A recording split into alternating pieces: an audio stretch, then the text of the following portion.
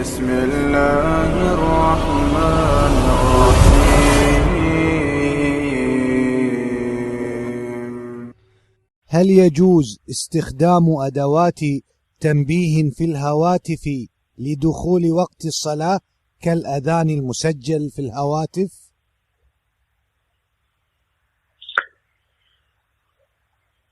كان الأذان كاملا فأرى أنه من العبث وليس من احترام ذكر الله. نعم، أما إذا كان شيء ينبه للصلاة بتكبيرة